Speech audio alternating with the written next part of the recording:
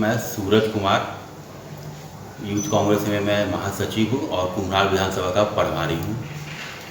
सूरज जी, जिस तरीके से सबसे पहले तो आपको हमारी मीडिया टीम की तरफ से बहुत बहुत बधाई हो कि जो आपको इस पद के लिए आपको पूरी तरह से मनोनीत किया गया और इस पद के लिए पूरी तरह से आप यहाँ पे कारगर साबित हुए और दिन ब दिन रात दिन आप जिस तरह से मेहनत कर रहे हैं कांग्रेस के प्रति, कांग्रेस को लोगों के प्रति रुझान देने के प्रति, इसके लिए हम मीडिया टीम की तरफ से सबसे पहले बहुत बहुत शुभकामनाएँ। बहुत बहुत धन्यवाद आपका। जिस तरीके से आपको इस पद के लिए मनोनीत किया गया सर, क्या कुछ कहना चाहेंगे सर? सबसे पहले तो मैं अपने शीर्ष नेतृत्व का बहुत आभार जताना चाहूँगा कि जिन्होंने मुझे भरोसा दिखाया और आगामी विधानसभा चुनाव के लिए इतनी अहम जिम्मेदारी देने का मुझे काम किया। इसके लिए मैं अपने शीर्ष नेतृत्व को धन्यवाद करना चाहूँगा। और जिस तरह पार्टी ने मुझे भरोसा दिखाया है तो मैं चाहूँगा कि मैं अपने पार्टी के भरोसे पर खड़ा उतरूँ। इसीलिए मैंने दिन रात मेहनत कर रहा हूँ। और अभी जो मेरा प्रोग्राम है, जैसे कि आप जानते हैं कि मैं कुम्हरार विधानसभा का प्रभारी नियुक्त किया गया हूँ, तो अभी जो मेरा प्रभार क्षेत्र कुम्हरार है उसमें मैं हर घर कांग्रेस का झंडा लगाने का काम कर रहा हूँ। मेरा टारगेट होता है कि डेली कम से कम 100 घर में विजिट करूँ और कांग्रेस का झंडा वहाँ पर लगाने का मैं काम कर रहा हूँ। और मेरा ये भी काम अभी चलने वाला है, 1-2 दिनों के अंदर मैं हर चौक चौराहे, चाय का दुकान, ये सब नुक्कड़ सभा का आयोजन करूँगा और चौपाल लगाऊंगा ताकि वहाँ पे जो लोकल लोग हैं उनसे अच्छे से कनेक्ट कर पाएँ।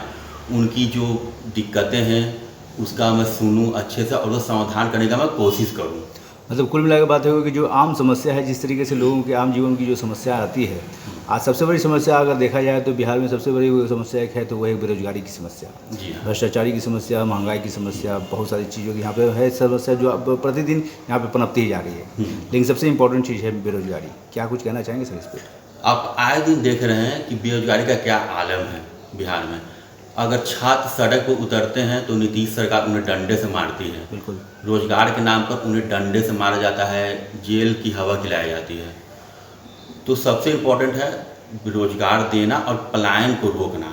अगर हम बिहार में रोजगार लगाएंगे तो पलायन रुकेगा। जो हमारे श्रमिक भाई लोग हैं जो दूसरे राज्य में जाते हैं काम की तलाश में और वहाँ उन्हें बेइज्जती सहना पड़ता है, अगर हम बिहार में हमारी महागठबंधन की सरकार आएगी तो हम इस पे ध्यान देंगे कि हम ज़्यादा से ज़्यादा फैक्ट्री लगाने का हम बिहार में करें ताकि बिहार के लोगों को बाहर जाकर जलील होना ना पड़े।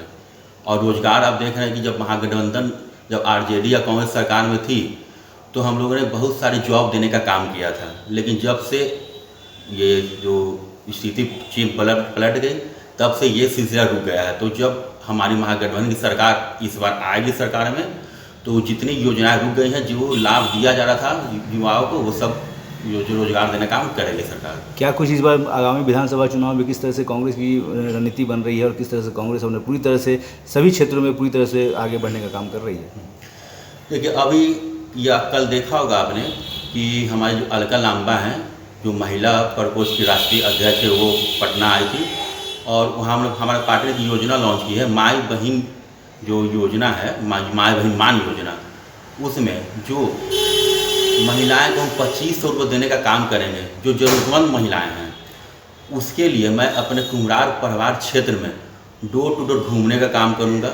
ये योजनाएं हैं, उसका लाभ जितने से ज़्यादा महिलाओं को दे सके उनके लिए डोर टू डोर जाकर विजिट करूंगा, उनको इस योजना के बारे में समझाऊंगा और आने वाले दिनों में पार्टी इसके लिए फॉर्म भी फिलअप करवाएगी। और फिर जब महागठबंधन की सरकार आएगी तो ये योजना का लाभ हम महिलाओं को देंगे। तो कुल मिला के इस बार कांग्रेस पूरी तरह से मतलब एक पूरी तरह से तटस्थ, पूरी तरह से तैयार हो चुकी है रणनीति के लिए और पूरी तरह से एकजुटता बनाने के लिए और पूरे अगर देखा जाए पूरे बिहार ही नहीं पूरे भारतवर्ष में अपना झंडा गाड़ने के लिए। जी देखिए, कांग्रेस पार्टी ऐसा नहीं कि अभी चुनाव सर पे है, 7-8 महीने बचे हैं तो इतना हम मेहनत कर रहे हैं। हम हमेशा चुनाव मोड में रहते हैं। हमारी तैयारी पिछले विधानसभा जो भी रिजल्ट आया उसके बाद से ही हम चुनाव मोड में रहते हैं। हमेशा जनता से मिलते हैं, उनकी जो भी दुख सुख है उसे बांटने की कोशिश करते हैं, जो भी उनकी प्रॉब्लम है वो सॉल्व करने की कोशिश करते हैं। अब लगता है कि आने वाले चुनाव में पूरी तरह से एक एकजुट होकर और कांग्रेस जो है बहुत बड़ी रणनीति तैयार करेगी और तैयार करने के बाद एक विजय हासिल करेगी। एकदम कांग्रेस जनता भी चाहती है कि पूरी तरह से एक यहाँ पे बदलाव आए और बदलाव आने के साथ साथ एक पूरी तरह से रोजगार, भ्रष्टाचार, महंगाई और पूरी तरह से रोकथाम लगे और बेरोजगारी जो है वो पूरी तरह से आगे बढ़ने में खुलने का काम करे। ऐसे में सर कांग्रेस क्या क्या इसमें आशा रख रही है जनता से? जनता अब थक चुकी है झूठे वादों से, जुमलेबाजी से, नीतीश कुमार के झूठे वादों से। अब जनता बदलाव चाहती है। जनता का पूरा मूड है कि वो महागठबंधन की ओर आए और एक विकल्प के तौर पर अब कांग्रेस पार्टी बिहार में उभर चुकी है। अब जनता का जन समर्थन कांग्रेस पार्टी के साथ है और आने वाले दिनों में बिहार बदलाव की ओर जा रहा है।